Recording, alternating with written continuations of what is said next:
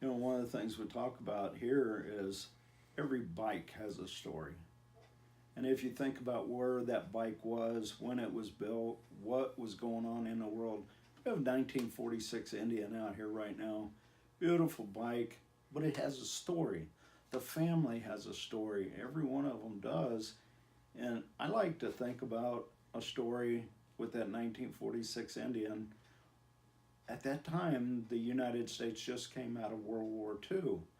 Well, I think about a soldier coming home and his whole dreams while he was at combat was, man, when I get home, I'm going to go buy me an Indian. And that's going to be a part of me. You know, it's going to become a part of his persona. And people are going to see his bike and go, oh, that's Bob's bike.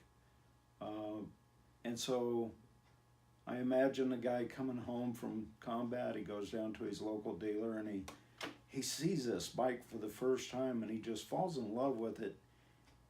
And he can just see himself riding it down the country roads, taking his girl out on a bike ride, doing different things. And so he buys the bike, and before long he takes his girl on that date. They get married. He takes her grocery shopping on that bike. They have children. Before long the bike gets put in a barn. After a while the bike gets a tarp put on it, old army tarp gets put on it. And then he starts putting hay bales in there as time goes on. Children start growing up. He has 4 or 5 kids. The bike gets forgotten. You know, it becomes a treasure hidden in a barn somewhere. Well, many years later, this poor soldier, he passes on and leaves his family, and I could just see it at his funeral. You know, everybody gathers around and they go, hey, did Dad have a bike when you guys were young, Mom? And Mom goes, yeah, we had an old Indian. And an uncle pops up and goes, you know, the last time I saw that bike, it was out in a barn out here.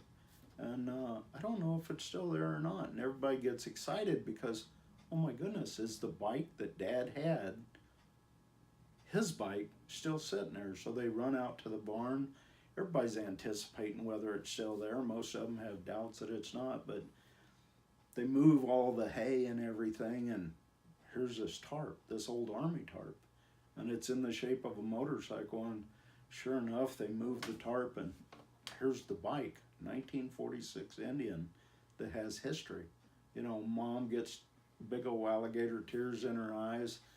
Kids probably have a lot of emotions going. Dad's there.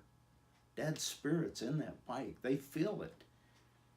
So the family, now they figure out who's going to get it. What are they going to do with it? Are they going to auction it? Is the oldest son going to get it? How are they going to get it somewhere?